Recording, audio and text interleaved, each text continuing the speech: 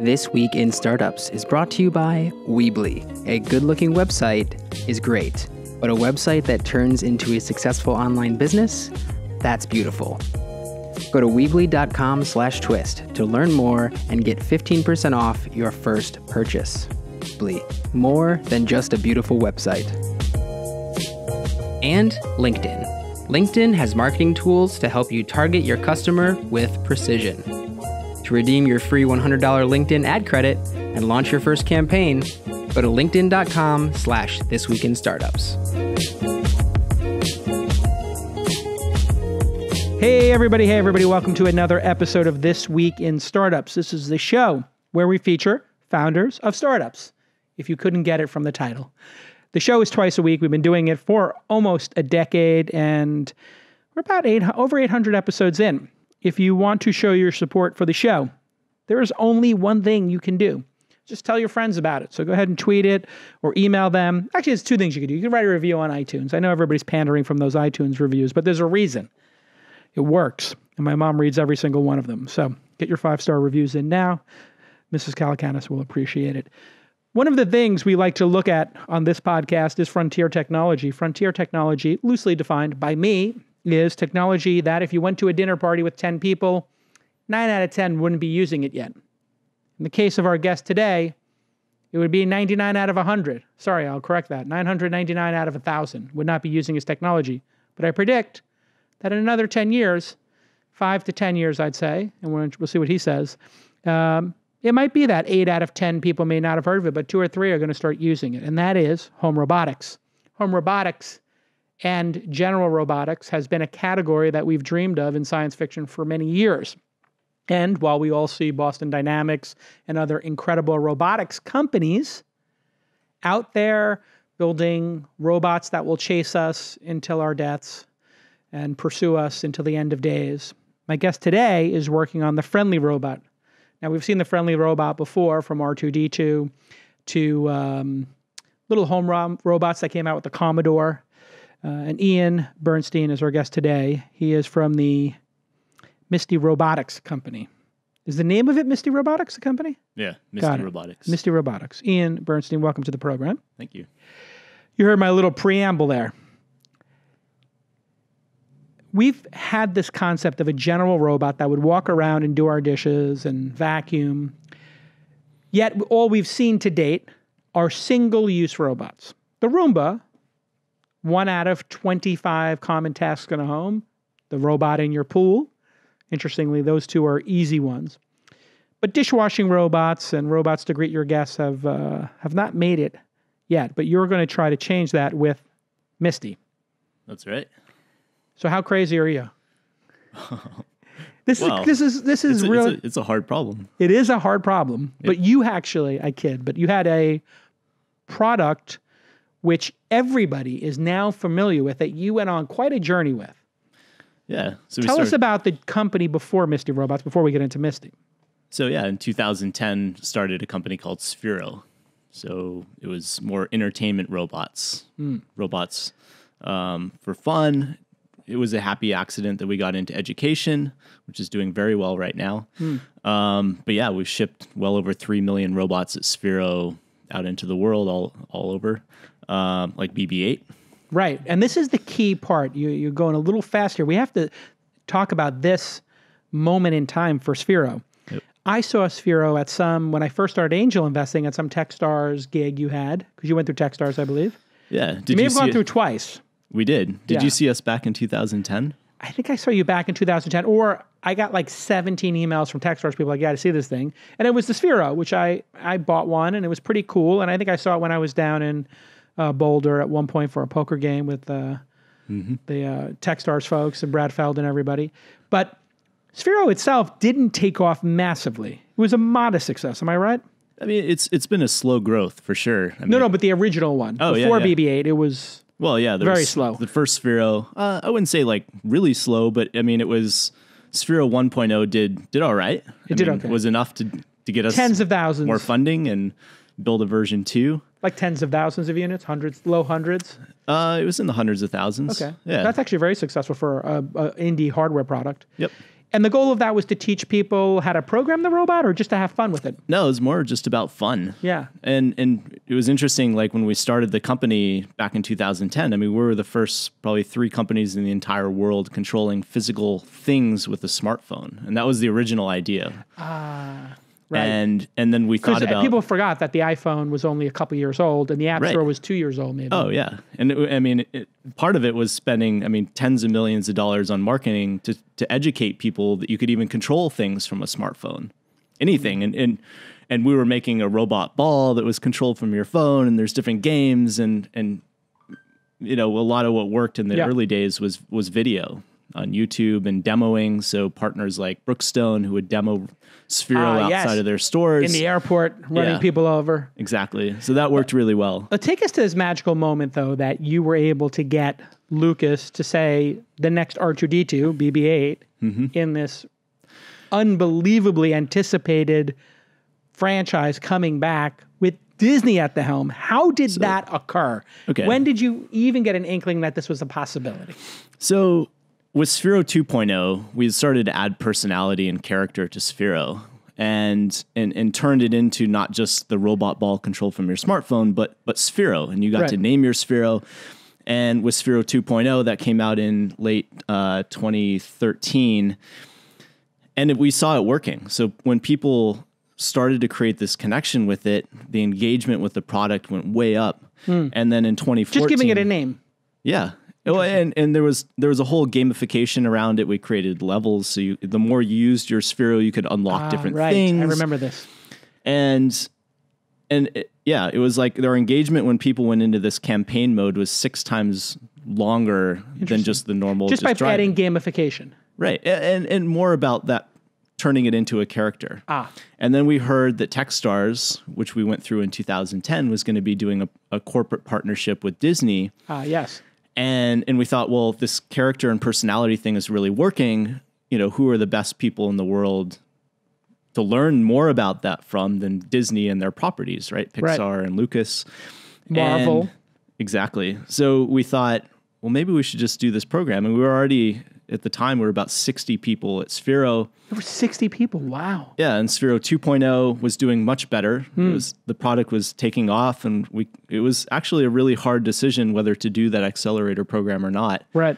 And it was for a second time. Yeah. And they would put a little bit of cash in, but I guess you had to make a side deal because you were in a startup. But that stage, like the cash wasn't. It was $100K or something. Right. It wasn't substantial at all. So. So what did you renegotiated the terms on that one? Yeah. There was stuff, right? Yeah. That we worked out with them, but it was kind of a last minute thing. It was actually Mark Solon, who's now at Techstars, one of our investors at Highway 12, up in Idaho. He was kind of the one that pushed us to really do that program, and it was the first week when we had our meetings with all the executive team at Disney and Bob Iger, the CEO. We had a 10-minute meeting with him, and we're like, we're Sphero from Boulder, Colorado. How do you get the 10-minute meeting with Bob Iger? Well, it's part of the accelerator. So he committed to coming down and meeting each of the companies one-on-one? And Disney was very, that's a big they were deal. very supportive of the program. So Bob Iger comes rolling in. Yeah. So with what, like an entourage or just him?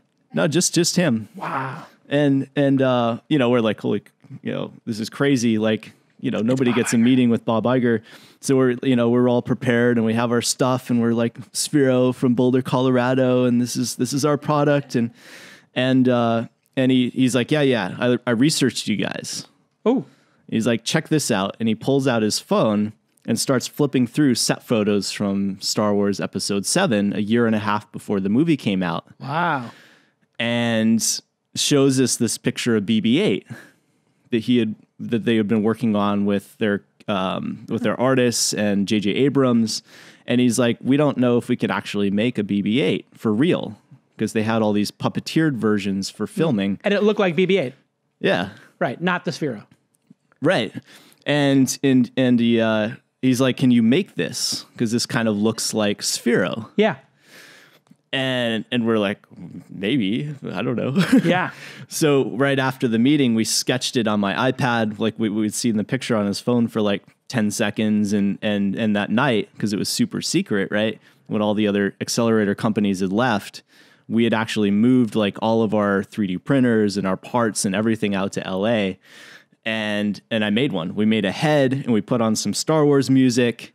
Whoa. And I mean, it was, it was pretty crude at that point, but like, and we had it driving around and we tried to send him a video, and then like his team intercepted it, and they're like, Bob Iger sees like the ultra polished, anything he sees is like crazy polished, even if it's just like a pilot or something. But right. But yeah, then we met more people from Lucasfilm, and it just turned into a cool thing. Now, do you think that BB-8 was then inspired by the Sphero? Because it is uncanny.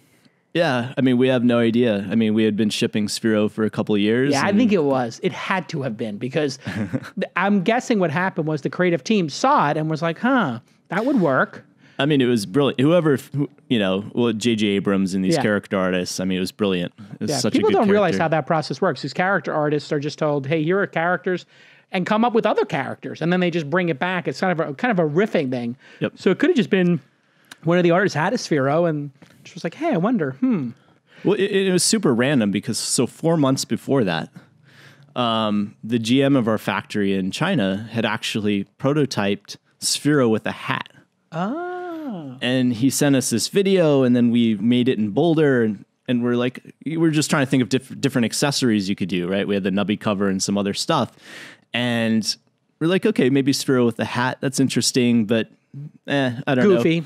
But then as soon as we saw BB-8, we're like, not a hat, a head. Like, we already know how to do this. Yeah, boom. All right, when we get back from this quick break, we'll meet Misty the robot and figure out if this is going to change the world or not on This Week in Startups. Hey, everybody, let me take a moment to thank Weebly. Yes, if you've ever thought about quitting your job like my guest did and doing your own thing, you're not crazy. In fact, you're like the 82 million other Americans who've said they'd start their own business if only they could. Well, Weebly wants to see more of these people take that leap and turn their ideas into a successful online business. So they've made it super easy for you to get started. First, by making it dead simple to create a great looking website. Second, and more importantly, by providing tools that help you turn that website into a successful business. Let's say you're an artist or you're making Sphero and you want to sell your stuff online. Well, with Weebly, you can build an online store that makes your products and your brand look incredible. But that's not all. You can manage inventory, collect payments, run promotions, and even live chat with visitors to your site. You know that experience when you go to a website and you can chat? Well, that's Weebly. And you know what that does? Less people abandon their shopping carts. More people think highly of your company when they can chat with somebody. So that's a really good feature. And when you're ready to grow, Weebly can help you get discovered on search engines. They can help you create marketing campaigns and help you with those return customers. Those are critical. Retargeting return customers are everything. Sometimes people come window shopping. They check out the Misty. They, maybe I'm ready, maybe I'm not. They come back a second time. And then maybe the third time is the charm. You want to get that retargeting, get those return customers. So whether you're looking to create a side hustle or it's time for you to take on your dream job, Weebly can help you get there. Visit Weebly.com/twist for 15% off your first purchase. Weebly.com/twist for your 15% off your first purchase. Weebly, more than just a beautiful website. All right, my guest today is Ian Bernstein, and he is the co-founder, co-creator, I guess, of Sphero, but not BB-8, but the technology behind BB-8. And as we wrap up that story, which is just mind-blowing, you 10x the sales, 20x the sales after that comes out? With BB-8? Yeah. It went to millions, right? I mean, that must have sold millions. Yeah. I mean, tens of millions? Yeah. I mean, it's not tens of millions. But millions. Millions, yes. I mean, it was everywhere a couple of Christmases ago. Oh, yeah.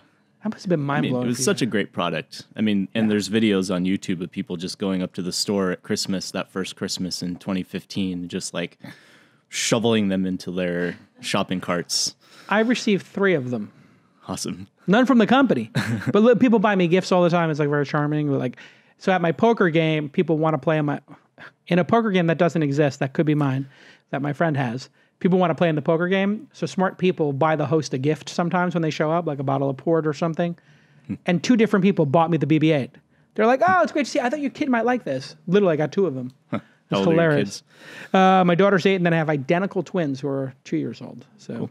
It is quite a, and they're girls too. So it's quite a household at this point. And I think we need this Misty Robotics robot here. Okay, so you decide that you want to take on this challenge. I talked a little bit before. Hasn't this been done a couple of times? Wasn't there like a Hasbro one, and wasn't there like a programmable one from the 80s that we all used? That was Commodore. What's the history of this generalized robotic, and then why now for you to take another shot at it? I mean, people have been trying to do this for a long time. Yeah. There's been many attempts. We want robots, right? We want robots. I grew up with Rosie from the Jetsons, right? That was one of my favorite shows growing up. And of course, R2-D2 and C-3PO and Star Wars. Yeah. But it's hard to make that real. And we sort of had this realization with BB-8. We had prototyped some stuff earlier on with some more advanced robots at Sphero, but they didn't really feel right. And when we saw that power of the character and personality in BB-8, and I have so many stories of people coming up, like a guy came up one time and he said, like, last week I got home and my wife was doing something and BB-8 was just roaming around on patrol mode. We had this autonomous patrol mode that you could put BB-8 on. He wouldn't get stuck. And he was like, you know, you're not even paying attention to BB-8. Like, why? Like, what are you doing? Yeah. And she's like, well, we're just hanging out. Yeah. And you started to see this connection between the users and the product. And we thought back to that more advanced prototype we had built in 2012 and realizing that you can do a lot when you have this character and personality. And the one in 2012 was more of a telepresence robot for sort of homes and offices and stuff, lower cost than what's out there. But we thought, well, it shouldn't be a telepresence robot. It should be a character. And maybe it does do telepresence and maybe other things, but that's not the single purpose. And we started to see a couple things happen in the last year, which is consumer sort of readiness, which a lot of people don't think about. Consumer readiness. Right, for products. I mean, I can infer what you mean by it, but why is this so important? Yeah, so there's I don't know all the like psychology behind it, but there's so many times, like I'm sure you've talked to lots of people where they're like, wait, I built that exact same thing 10 years ago and it failed. Right. And then 10 years later, it's like the biggest thing ever. Yep. Right? I don't know why that happens, but it's just like... Yeah, timing is everything. I mean, it could be that the technology didn't work last time. It could be it could be cost. Yeah. It could be speed. It could be friction. I mean, if you think about, to your point, the example might be consumers after using Uber or an Uber X would be likely to try Uber Pool, but they might not be likely to try Liftline or Uber Pool if it was the first thing that was launched by Uber and Lyft, right? You've been in the app, you've done 95% of the features, like, maybe I'll try this pool thing and see if it's for me. Exactly. I mean, maybe that's crazy, right? Getting in a car with some random person, right? Yeah. Would have been weird not that long ago, but now it's normal, right? And we're sort of used to that. I think the Lincoln Town Car first, what they call black cars in the business, was the interesting first step for them. And I think Sidecar was the competitor who came before anybody with ride sharing. And Sidecar was like, just get in a rando's car, and it didn't work. Right. And they actually told you pick what you want to pay, and the drivers will accept it or not. Yep. So you could go from here to Palo Alto for $20, and people would take it or not. It was pretty amazing, but way too confusing for users. But timing is really important, right? It's everything. So companies like Amazon have done incredibly well with the device like an Echo. And I think robots that can actually start to manipulate the environment around them and follow you around and do things like that is kind of the next step. So I think companies like Amazon are sort of paving the way for these types of devices. Right. And users, because of the maker movement, everybody because of the maker movement, I think, and Hackaday and some of these other things that came out 10 years ago, the idea that everybody knows somebody who's a tinkerer it's kind of the thing. Just like back in the day in the 80s, I don't know how old you are, but in the 80s, do you remember people building their own PCs? Oh yeah, Like everybody I still do that. You still do that, right? There's still some people who do it, just like some people build kit cars. There is a thing where like everybody knew somebody who could change a carburetor on a car in the 60s. Everybody knew somebody who could change a graphic card in the 80s. And now everybody kind of knows somebody who can set up scripts on if this, then that, Zapier or Zapier, whatever it is, and Alexa, set up skills on Alexa. It's getting more mainstream, isn't it? Oh yeah. Yeah. And yeah, I mean, we have a lot of expandability on Misty. So Yeah. This is Misty. Yeah, let's walk through it. So we're looking at Misty. Remember, 9 out of 10 people right now are not looking, they're listening. So it looks like a little astronaut with treads. It actually looks a little bit like, who is the robot? Oh, Wally.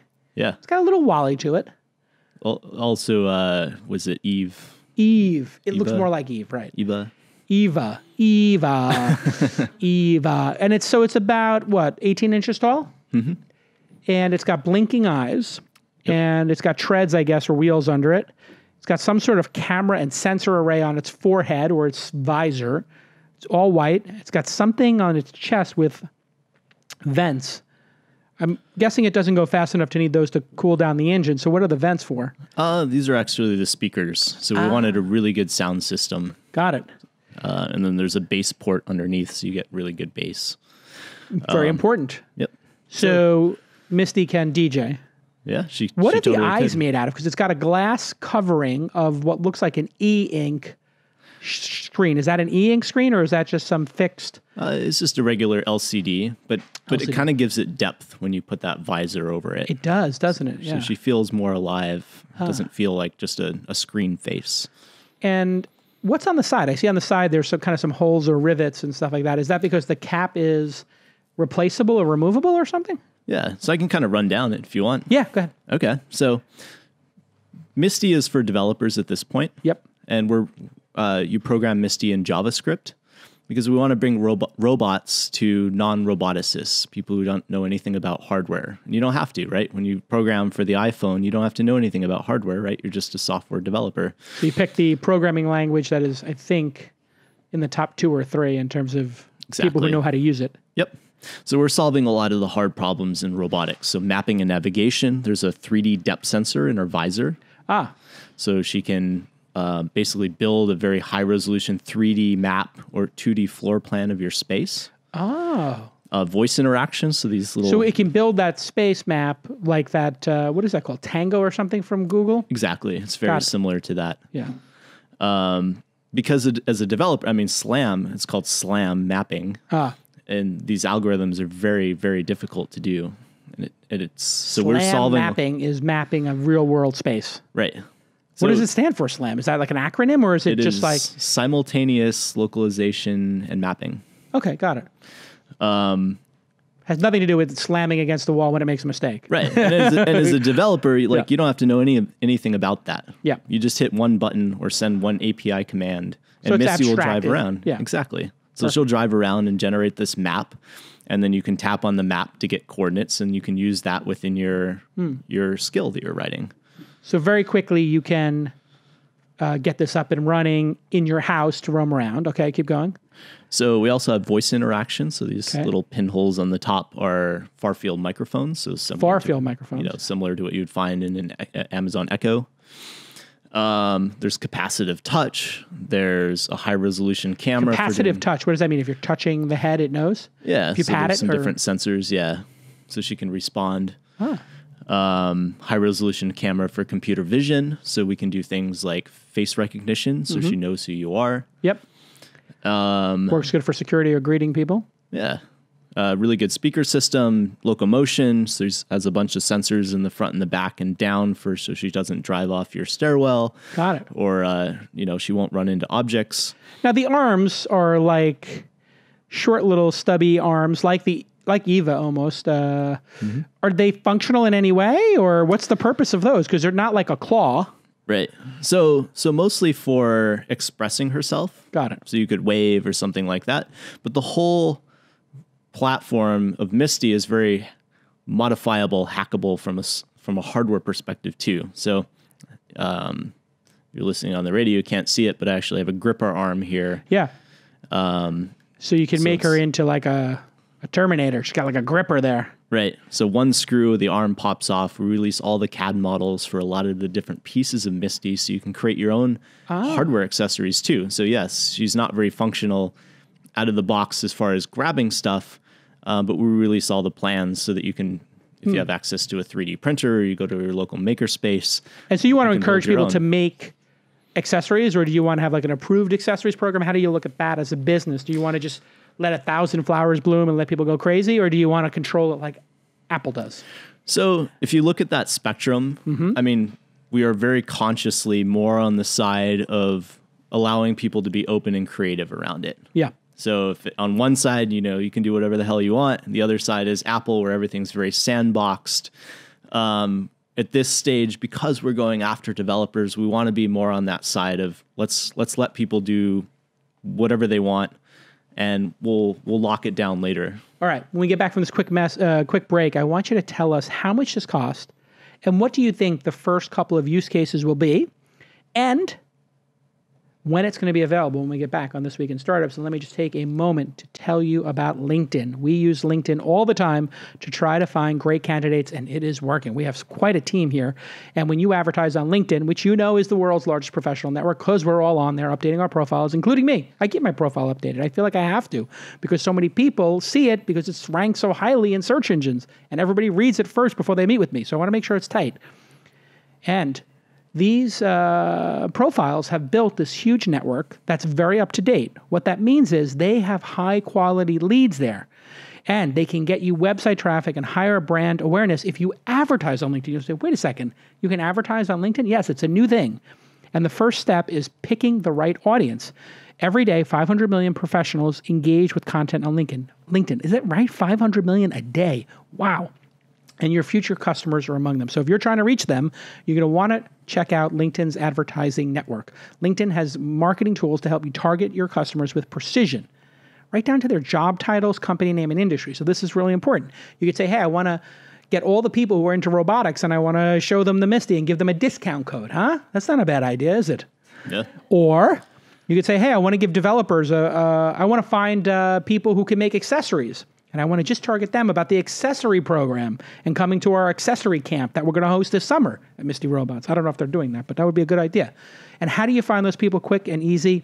You go to their job title, you go to their company name, you go to their industry, and you create a better message that your customers care about, which in turn leads to more trust with your customers. In fact, 4 out of 5 customers on LinkedIn are decision makers at their company. That makes sense. You're listening to me on This Week in Startups. You have a LinkedIn page. You're a decision maker, so you understand that. So here is an incredible call to action. You can get $100, a C-note, a beaner, a big Hyundai, $100 LinkedIn ad credit, and you can launch your first campaign. Just go to linkedin.com/thisweekinstartups. You got to type out This Week in Startups. LinkedIn.com/thisweekinstartups. But if we're typing in all those characters, you're going to get $100, a C-note, from me and LinkedIn. That's right. Go get your C-note, get your Hyundai, and start getting more customers. It's on me. It's on LinkedIn. It's mainly on me. Let's be honest here. LinkedIn.com/thisweekinstartups. I told you about the deal. Terms and conditions apply. Get that $100 ad credit. I see Ian is going to do it for Misty Robotics as we're talking. He just zipped over to LinkedIn.com/thisweekinstartups.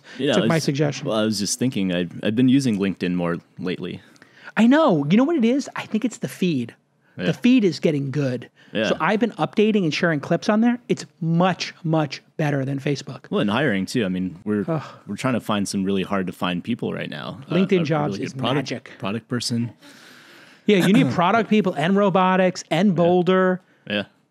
Electrical engineers. Just, you know what you do is just do a cross-reference for cannabis and robotics. That's what you need. Because if there's somebody out there listening who's into robotics and cannabis, you can go to Boulder right now. Yeah. Let me ask you a question about this. This is a super important thing here. Sometimes we go on little tangents. Ian, in Boulder, cannabis is legal. It is. People smoke weed. People take edibles. Yeah. If people do that at work, is that considered a no-no or a, oh, it's okay as long as you measure it yourself? You know, like if an engineer was kicking I would consider ass, it like alcohol. You consider it like alcohol. You know, you're probably not going to drink in the middle of the day. It's probably not a good thing. But okay, I had this situation.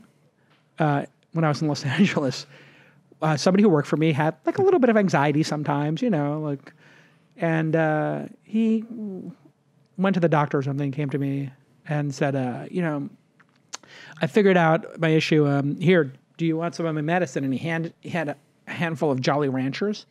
And I said, you're taking Jolly Ranchers? And he said, no, read it. And I read it. This is a decade ago. And it was like green apple, THC, whatever. And I was like, so I went to human research. I was like, is this okay? I don't know. Like, talk about a gray area.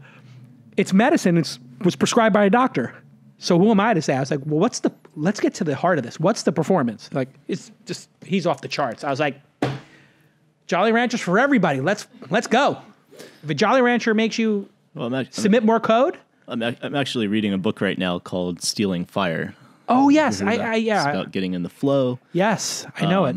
I think I'm only halfway through, but it's quite interesting. Yeah, about getting into flow experiences. Right. Yeah, where you forget everything in else. the flow of, when you're in the flow, your work is just so much better, right? Yes. Like you sort of get in that mindset and you just like are 100% focused and, you know. I just got it. I do that a lot at Misty, right? Because I work late. I mean, I'm always at the office. And right. I like building all this kind of stuff, right? I always got my 3D printer going but it's important to be in that mental state. Yeah, especially for developers and writers, both of those groups, engineers, like when you get in that zone, all of a sudden you just plow through work and then you get done with like an hour. I'll do an hour and a half of writing and then I'm exhausted for 8 hours. I'm just like, or I'm exhausted from writing. I can't go and write more words. I have to take a break and let the words refill themselves. So I'm in agreement. Okay, so when I left you, Misty, I had a couple questions about Misty. What's this going to cost and when will it be available? So we're shipping, so we have two versions of the robot. So there's the Misty I and the Misty II. So Misty I, we actually make at our office in Boulder, Colorado. Handcrafted. Yeah, it's very laser cut, but we wanted to get something out early. You were talking earlier about how hardware is hard. Yeah. It takes a long time to get a product out. But we wanted to get something out earlier. So Misty II will be out in December. Great. Right for Christmas. Yeah. Perfect. How do you get one? How can somebody get one of these? So, because I know they're going to be in short supply. Yeah. So it is. We have a pre-sale campaign right now going on until May 31st. So there's a week and a half left. Okay. It's half off at the moment. Whoa. Good deal. We want to get a bunch of them out there, get people building lots of different skills for the robot. So it's around $1,600. Okay. And I think given the hardware specs, I guess that's reasonable, right? This has got like triple what you would have in a smartphone or double. Yeah. I mean, there's two Snapdragon processors. One is dedicated. So literally double. Stuff. It is actually like two smartphones in there. Yeah. And you guys were nice enough to give Twist listeners $100 off. Yep. So if you go to Misty Robotics, MISTY, MistyRobotics.com/This Week in Startups, you get another 100. It's another hundy. It's the 2 hundy episode. You get 2 hundies, one from LinkedIn and one from Misty Robotics. Thank you for that. That's very kind of you. Yeah. All right, so let's talk about, it's going to be available in December. It's the 2.0. And then we're shipping Misty I now. Misty I you can get. Yep. And we do have, as part of the campaign, you can get both. Oh. And we'll ship you Misty I now at the end of the month. And then we'll ship you Misty II when that comes out. I think I clicked on the website. It was about $400,000 or $500,000 a week ago or something. What is it at now? It's around 700,000. Wow. This crowdfunding thing really works. Yeah, and the reason that we wanted to do crowdfunding is that, you know, we're venture backed. Like, we don't necessarily need the capital, but it's to build that community, because it takes a lot of people. You know, if you think about your phone, most of the apps aren't written by Apple or Google. They're written by developers, right?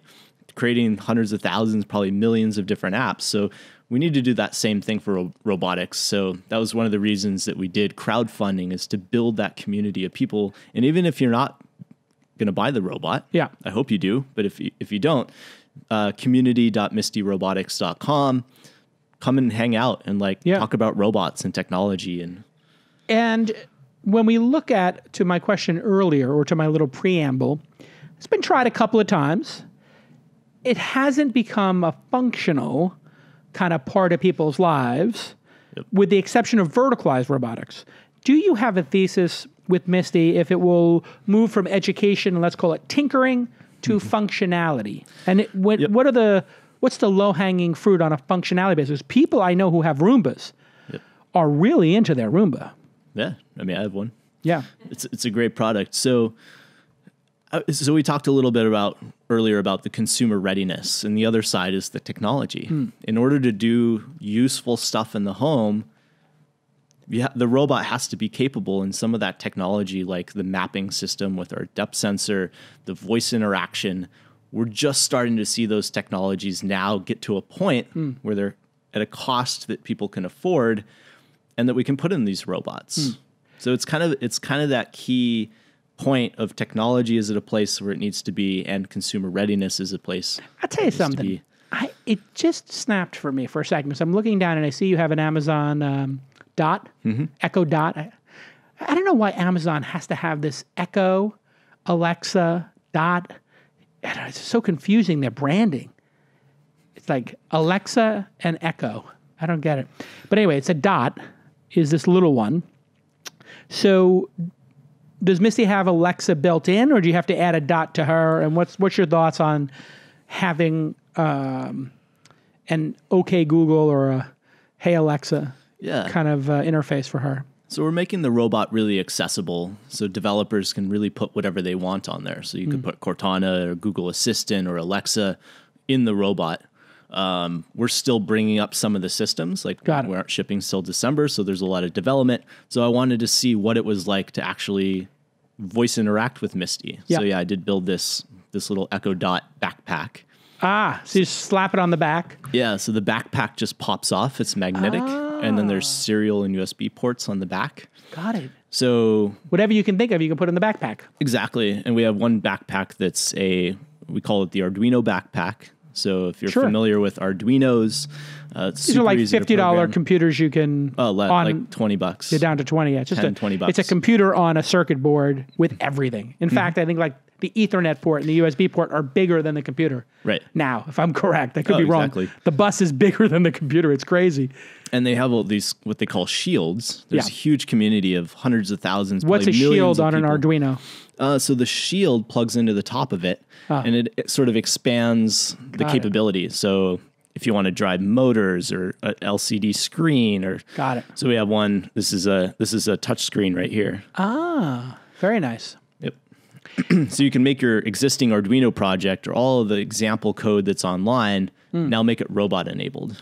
It's interesting you mentioned this, because the moment I just had of putting this together is, and it's so interesting that I think your timing might actually be, you might have the why now might actually be voice commands, because everything that happens on Alexa, one of the most annoying things is when you leave your Alexa. So often I'm like, hey Alexa, play Rachel Maddow, or hey Alexa, order this, whatever it is. And Alexa's not following me around the house or the office, but a little robot that was locked onto you, or your smartphone, I guess, and followed you would be quite nice if you were working on stuff, like a little R2-D2, to help you do tasks. Yep. That seems to me to be a killer function. And I use an Alexa. I use it every day. I use it for music, weather, and alarm. Okay, I use it for timers when I'm cooking. That's a killer feature. I do that too. But also, well, it's to what your point. I have one in my bedroom, right? Right. Which doesn't work for cooking. But it was interesting that Alexa can do so much more, right? But those are the three things that I use it for every day. I think there's going to be a lot of things that we already have on our phone. Like we're already going to have an app for something. Yeah. But when somebody figures out that we can put it on a robot when it's following you around, it's going to make it so much better, right? Because we had music, we had alarms, everything was on my phone already.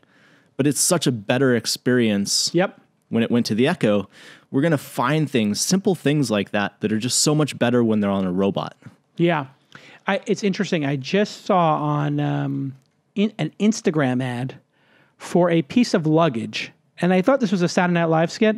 Have you seen this? No. It's a piece of luggage that it's a roller that you no longer have to roll because it follows you through the airport. And I just thought, wow, this is the most ridiculous thing I've ever seen. It's completely unnecessary. I want it. Like, is unbelievably ridiculous concept that your roller is just following you through the airport. But when I saw the person like walking, they were like using their phone and they're like drinking and eating a slice of pizza, and it's just following them. And I was like, oh my God, this is and we had on the show the quadcopter that follows you that Andreessen Horowitz, Emmy Award-winning producer Jackie will correct me and put that in the notes. It's Skydio, yes, Skydio. Skydio was on the podcast, and that thing follows you. So robots that follow you, can this follow you, Misty? Yeah. With her camera, she can do person tracking. And that's what I want, right? Like, I want Misty to be my new alarm in the morning, wake me up, follow me around, play some music, tell me what's on my calendar for that morning as I'm getting ready for work. Yeah. It's those little things, right? But it's gonna completely change. It start with those little things. Oh, here she is. I'm watching the welcome video, and it was very interesting. You had her. Oh, she has a base station she parks into to. Yep. Yeah, to she can charge herself. It's all wireless. You had her greeting the guests at the party. Mm-hmm. Super not creepy at all. Again, completely unnecessary. I want it.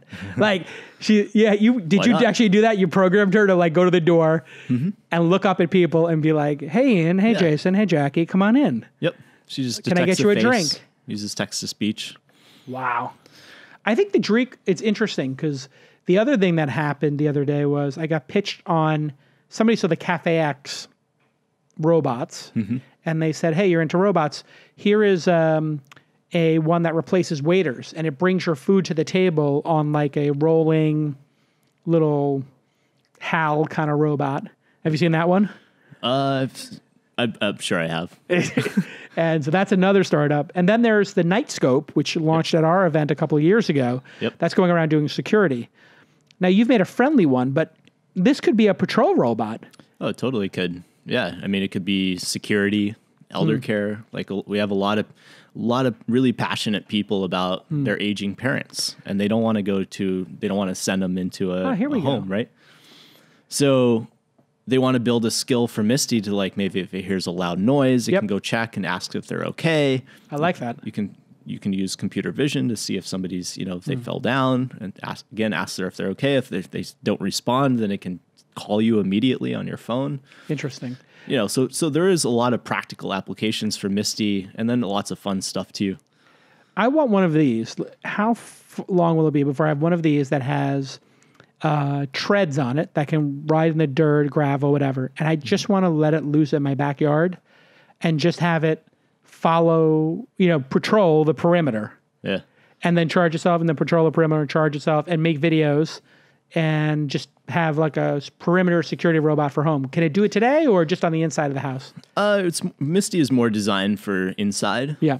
But we designed the whole electronics and software stack to be very modular. So we'd like people to come up with these different skills and applications, prototype them. You could definitely prototype that with Misty. You probably wouldn't want to leave it outside. No. But once we find a good application, then we can easily scale it up, make it bigger. Or an enterprise could prototype an application for, say, retail stores, get it working very low cost and easily, but then we just work with a manufacturer and put in a bigger form factor, something more appropriate, or something outdoor. See, it's interesting. As I respect you as a founder, obviously because of the great success you had with Sphero, and also you're pursuing something you're passionate about. But it would be much easier for you as a founder, a much easier path for you to just say, you know what? The use case of a security robot outside of our house for $3,000 would sell like hotcakes. Doesn't exist in the world. Nightscope charges $5, or I think they charge $8 an hour or something. Like, they basically put it against a security guard being $25. And like, hey, listen, you could have a $7 one that records everything, walks around effortlessly. I think a 2-foot tall security robot, you could build that in, I would say, in 3 to 6 months, knowing what you're doing. Yeah. And it would sell like hotcakes. We thought a lot about that sort of, do we build the killer thing? Yeah. Do we try to come up with it ourselves? And there is other companies, other robotics companies that are going more that path of trying to come up with that killer application. But the verticalized robot. But really, like, the successful devices, computers, smartphones, was really a platform that enabled other people to come up with all the different apps and all the different things you could do with it that really, really took off. Yeah, we could probably be successful with the security bot, but I think we really want to build something. How did you fund the company? I'm curious because we have a lot of people who are listening, and they're listening, going, "I wish I could get a VC to give me $11.5 million to pursue something like this." Where I would say you have 2 or 3 years of runway to just figure this out and go long and go slow. Is that what you're doing? You're going to get like 2 or 3 years of runway, you're just going to go long and slow and figure this out? Yeah, I mean, we were very conscious about looking for investors, VCs that understood that it could take several years of going after developers now, looking for that sort of these different killer applications, and knowing that it could take several years to get to that point. I mean, hardware has always been hard since we started Sphero in 2010. But I would say, as from my experience, investors are a lot more open to it today. All right. But it's like anything, just having a big vision and bringing the right people in. So both with Sphero and the new company, we are very no ego focused, and I've always been like giving up a large part of the company to bring the right people around.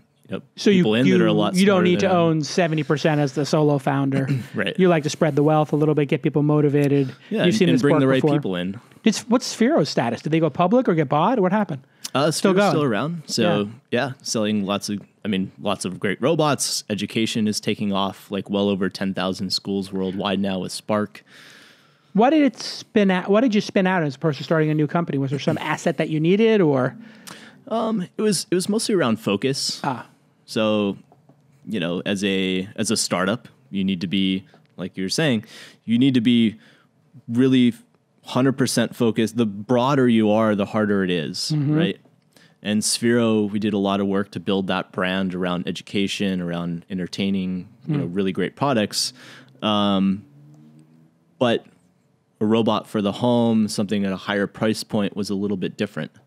So it was mostly around focus. Like, we wanted to go off and just every day be 100%, mental energy on this product. And you've been addicted to this since you were a kid. I was watching your little promo video, and you've got all these videos of you at the age of 12 working on robots in different competitions. You got this bug early. Yeah, it was super fun. Actually, yesterday at Maker Faire, we were down at here in the Bay in San Mateo, and ran into some people that were... So when I was 12, I heard about this robotics competition that was a couple hours away from where I grew up in New Mexico. 92? 82? Let's see. 88? 1995. 95, you were 12. Yeah. Okay. And yeah, so we showed up, didn't know anything about robots other than, what the Jetsons and Star Wars and stuff. And they had a workshop as part of this competition. And like, I didn't even make it past that. They're like, "Do you want to build a robot?" And I was like, "Oh, that sounds interesting." And, and I was just totally hooked after. Like, I just look at you. You're like a little Anakin Skywalker, huh? Let's hope it doesn't end the same way. Hope not. All right, let's just.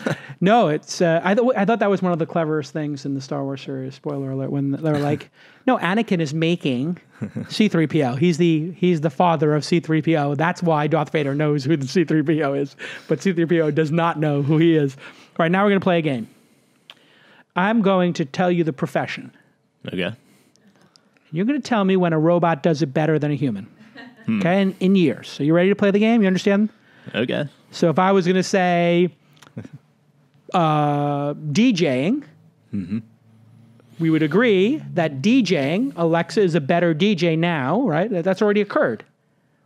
It depends, right? But there's a lot of creativity around DJing. Okay, so, but just playing records DJ, wedding that can DJ, just line not up some songs, not Diplo, not Dead Mouse, but like wedding DJ. Yeah, I mean, you could probably DJ better than I can. Yeah, so I would say wedding DJ was -5 years ago. Like with, so here we go. You ready? All right. How many years until a lifeguard in a pool, not in the open ocean, okay? Think it through here. Olympic-sized swimming pool, 10 college students in the pool doing laps. When would a robot do a better job than a human? Do, do, do, do, do, do, do, do, do. 30 years. I'll take the under. Well, I think there's a lot of like getting robots to work with people. So I think there's going to be a long period where you're still going to have a lifeguard working with robot lifeguards. Got it. Yeah. So you say 30 years for the completely autonomous. You don't need to have another human there. Sure.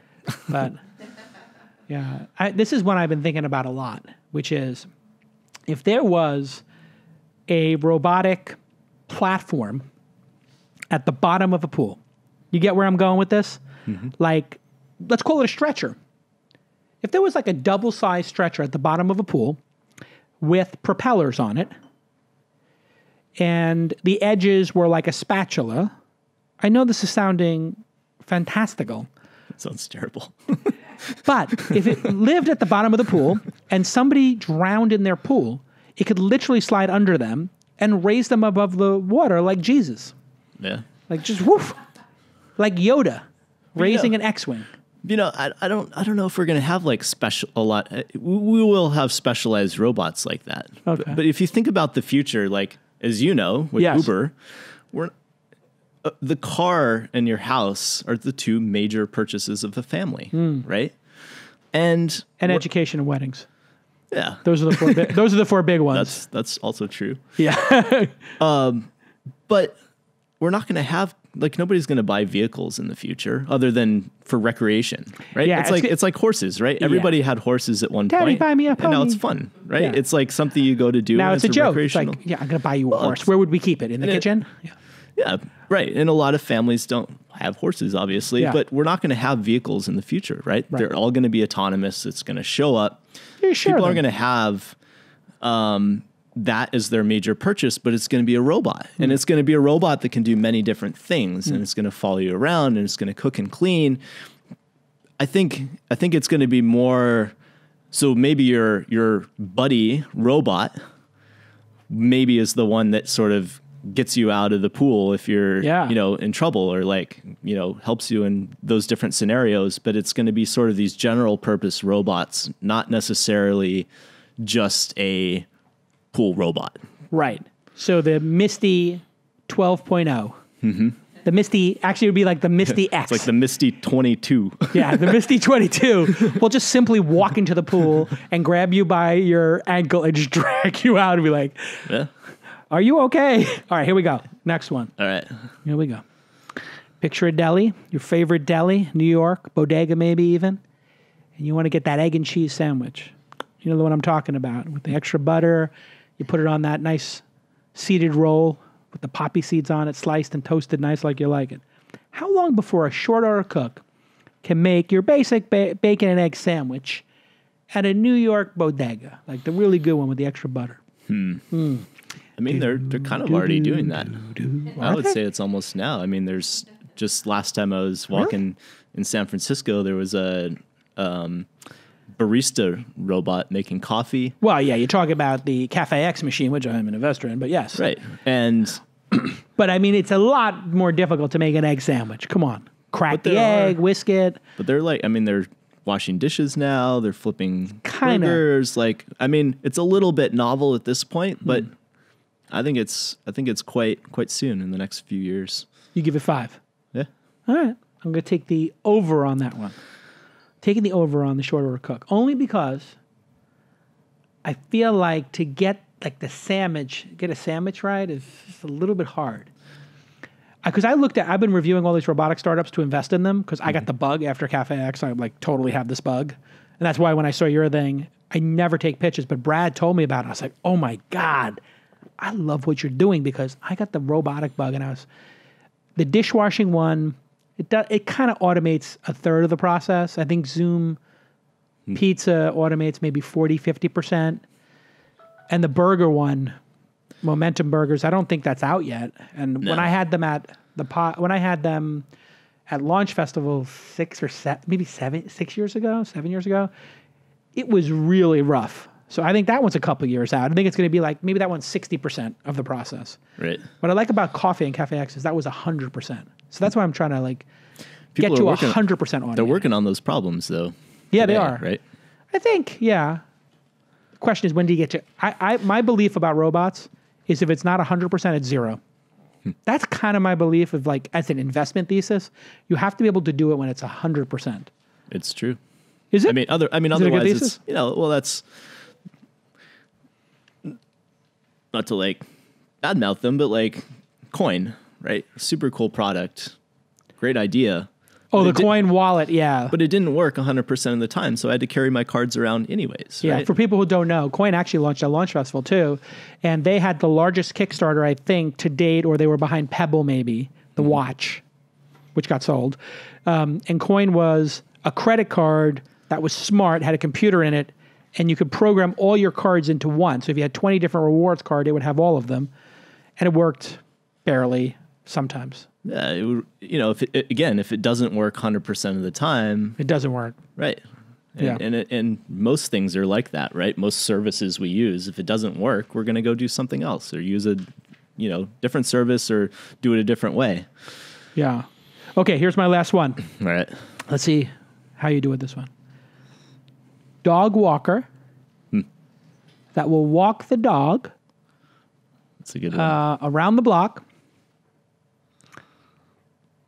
And let's go with that one first, and then I'm going to give you a follow-up to that one, which is...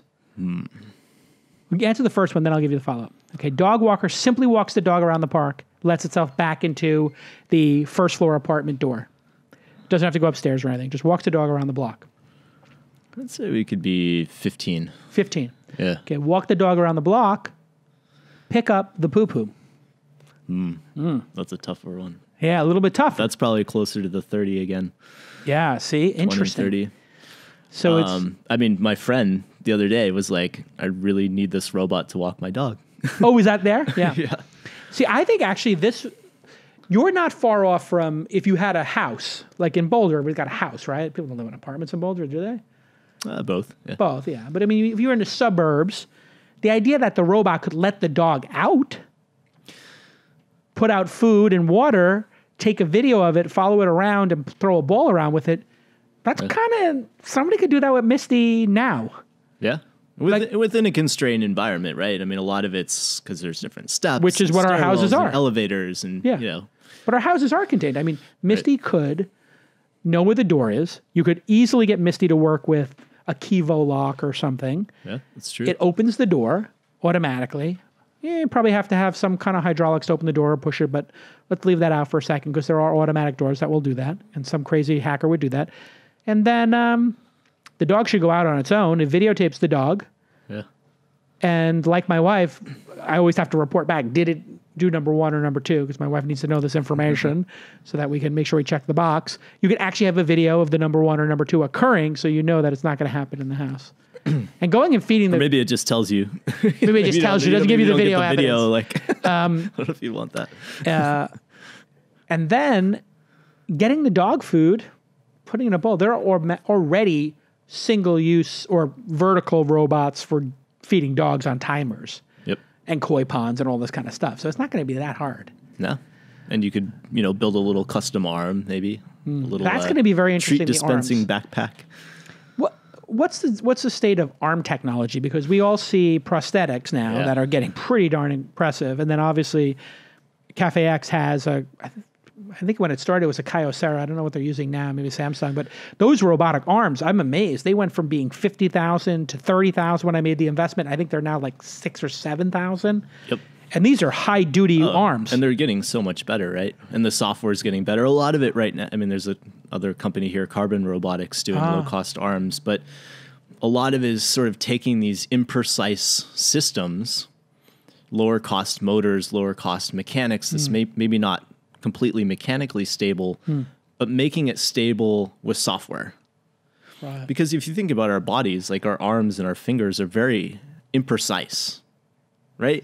Yeah, when we go pick up an apple, we're not thinking about... Right, but they're very imprecise on their own, but it's our brains that are obviously incredible. And the feedback too, right? Because when we pick up an apple, if it starts to slide, we adjust to get a better grip. But it's able to do very, very precise things with an imprecise system. And I think that's what we're we're starting to figure out in robotics as well. And that's AI machine learning A lot added of it is to these new arms. computing power, vision systems, different sensors like the depth sensors that are coming out now are coming out with better resolution so that you can, do these sort of fine movements and sense that. Right. 'Cause that is a big piece of it. Right. It really is. Like sensors play a big role in this because we assume that it just has to pick something up. But when you have feedback, and our skin is so unique in that way that we know something's wet. Like does a robot know when it picks up an apple that it's slippery and wet? Those arms don't know that yet. They know pressure. Outside of some research labs and universities, no. Not yet. Yep. Interesting. And what's the state of, do you think, prosthetics, since you're an expert on this? When will we have prosthetics that will make the person with the prosthetic, let's just say an arm for this case, we'll go to leg later, but a prosthetic arm that would be on par, if not better in certain circumstances, than an actual human arm?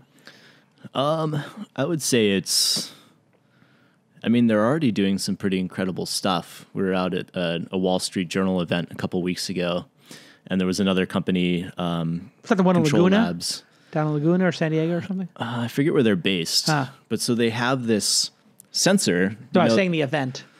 Where was it? Oh, it was in New York. Oh, New York, okay. Yeah. And so they have this sensor that goes, it's a band that goes around your arm. And first of all, you can just move your finger, right? You can control like a cursor on the screen, which is okay. They're using sensors and stuff. Like that's kind of pretty cool already. But then they realized that, so they have 11 neuroscientists on their team, and they figured out that you can just think about moving your finger. And the cursor will move. And it's actually very accurate, and they're close to being able to actually type just by thinking about your finger moving on the keyboard, like touch typing. So there's a lot of interfaces like that we'll be able to interface with robots as well, right? Oh, wow. So I could be thinking, I want this robot to go clean up the spilt milk. Right. And it'll just go do it. You don't even have to say it. Oh my God, we're going to be Jedi Knights. We're just going to be like waving a finger like halfway and the robot's going to go do stuff. Yep. It's crazy. Have you thought about these brain interfaces? Elon's doing one of those neural kind of pathways breaking through the brain. It's just kind of the similar science. Yep. Yeah. We're just going to think about like walking the dog and the robot's going to go do it. This is really getting weird, man. It's getting so weird so fast. Technology. What's the most impressive thing you've seen in robotics in the last year? I'm curious because you're watching the entire space. Yeah. What's impressive about you? Because this is your life's passion now. Do you feel like things are further along than you thought they would be when you were a kid, or I think it's on pace with what you thought when you were younger? It's really accelerating quickly. Most of what gets me really excited is that we can actually build a product like Misty, and start to get a robot into people's homes that can do useful stuff for us. Right. That gets me really excited. From an engineering perspective, the stuff coming out of Boston Dynamics is incredible. It's just what really is it exciting. about that company? They have a lot of military contracts, I guess, is what they build robots for. Yeah, DARPA stuff. It's super impressive. Do they release that stuff like open source, or is it all proprietary? Like, do you get to look at their advances when they kick robots over and they get back up? Is that stuff all part of the... I think it's very proprietary. Very proprietary, and they just announced that they're going to be selling one of their robots. Their the smaller one, not the humanoid one, but the dog. Yeah, the one that Bezos was walking with. That's going to be for sale. Yeah. For what purpose? I don't know. Interesting. Why not? Because it's cool. I think actually that would work really well as a work horse, almost like if you think like a mule. People used to use a mule if they just needed to carry a bunch of stuff down to the mine.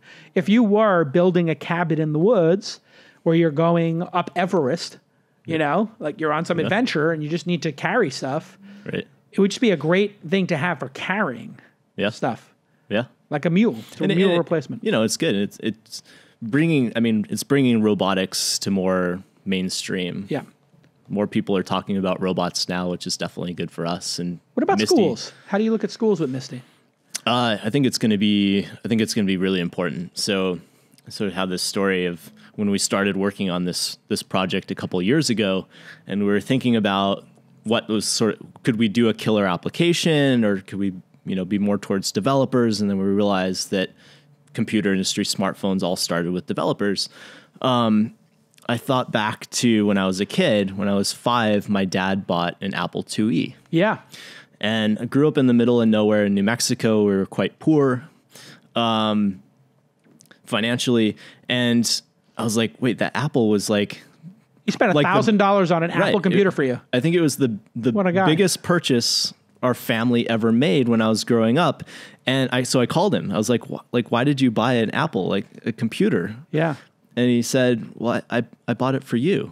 Aww. Like I saw computers and I thought they would be the future and I wanted you to know about them, which obviously worked. But we're in that same place with robots today. So kids who are 5 today, we're back to our dates, in 15, 20 years when these kids are going into college, coming out of college, everything's going to be about robots. So getting kids involved in that now through education is really important. Yeah, I think for schools, it would be a very wise purchase to buy a Misty, because this could be something that inspires kids to really embrace STEM in a way that not having a robot and just doing it on a chalkboard or, in a screen on a console doesn't really make it happen. Right. And we're going to have different interfaces. Beautiful. I mean, it's totally changing, right? I mean, there's plenty of jobs 20 years ago that, lots of people had that don't exist today. Same in the future, but robots are going to be more and more important. I am super impressed. I'm even more impressed than I was when I watched the video. I think that you're really onto something. I think this is the time it actually works. And we saw this happen. You point to the Apple II. My dad got me a PC Junior in 1982 or something, 83. And that set me on my path as well. And he wasn't completely broke, but that was the weekend's receipt at the bar. That was like his profit from his bar. And he went and bought like a $1,300 computer for me in cash and $20 bills and $5 bills. So thanks, Pop, for buying and Mom for buying the PC Junior for me back in the day. If you want to get one of these Misty Robotics Misties, you got to do it right now. We got a special deal here. MistyRobotics.com/thisweekinstartups. MistyRobotics.com/thisweekinstartups. You get $100 off. You get the Hyundai. And I'm going to ask my team to go ahead and tweet that. Let's give them a little support there to make sure Ian sells out. If you get like 1,000 of these in market, that'd be a great success. 500. What's your goal? I mean, our initial goal was 250. Oh, wow. I mean, so you're past that. Yeah. So we're well past that. We're close to 400 units now. And yeah, it's amazing. How many people you got on this team? We're about low 30s. Low 30s. And then a bunch of contractors. All right. So you can burn, about 300 a month, 336. You got 2-3 years of runway. You're going to take your time to figure this out, I think, right? Yep. Yeah, I think I just will also say to the Foundry Group, Venrock, Brad Feld, and those folks, just good investment in like really way to do what venture capitalists are supposed to do, which is take a multi-year. I got so many VCs right now. It's very frustrating. I don't know if you've had this experience where they just want everything to be like a slam dunk. And I'm like, well, why do we exist? If it's a slam dunk, then they could just put it on their credit cards. They don't need us. Right. They could go to a bank and get a bank loan. Like, we're supposed to take risk. This is big risk, big reward. And they've given you 2 or 3 years of runway to figure it out. I think that's something that's that's notable. Yeah, so Brad Feld, really well done. And also Brad Feld, this is the last of your startups that's coming on This Week in Startups until you come on the podcast. Because I have asked him like 7 times now. This is the message to Brad Feld. Let's go. Don't make me come to Boulder. I will come to Boulder to tape that interview, but it's been way too long. Hey, congratulations, Ian. Really, Thank you. You have my respect. This is truly impressive to see a founder really pursuing what's magical and important to them, and also taking a long-term view and taking a little bit of risk. But I think it's going to work out. It feels to me like 1980 in robots, just like 1980 for PCs. Yep. It was like, do you need this? Do you not need it? But we made it do something. I was like, there's always going to be this questioning, like, couldn't I just done that myself? It'd be faster. It's like, I always tell people, just squint a little bit and imagine it going 10 times faster, better, less friction. And if you just do that twice, then you see the 100x. Yep. And almost all my investments, I just looked at it and I was like, I'm squinting at the Misty and like, if that was 10 times cheaper or 10 times better, what would happen? I'd be like, I'd be super useful. And what if it was 10 times that? Yep. Because it's very hard for humans to be like That's 100 times amazing. cheaper. That doesn't make any sense. But if you just think about computers, they are well more than 100 times cheaper. Batteries are well more than 100 times cheaper than they used to be. Oh, yeah. And battery power, like, it's Yeah, crazy. and the original Apples were several $5,000. People forget that we used to buy computers. It was like literally buying a used car. It was like $5,000. Well, in today's dollars, right? Yeah. Yeah, what would it be in today's dollars? Oof, 10,000. Yeah. The original Apple was $666, which is like $3,000 in today's dollars. Yeah, my $1,300 around would there. be like probably like 4,000. Yep. My dad took a real risk on that one. That was like a mortgage payment. Thanks, Dad. All right, Ian Bernstein. You can follow him on Twitter. And I was trying to figure out what this was, and now I got it. A robo-dude. A robo-dude. A-R-O-B-O-D-U-D. Quite literally a robo-dude. Ian Bernstein, Misty Robotics. Thank you for sharing. Go to MistyRobotics.com. And if you want to get in on that deal, MistyRobotics.com/thisweekinstartups. We'll see you all next time. Thank you, LinkedIn and Weebly. Use those promo codes, okay? Support the show, and we'll see you all next time. Bye-bye.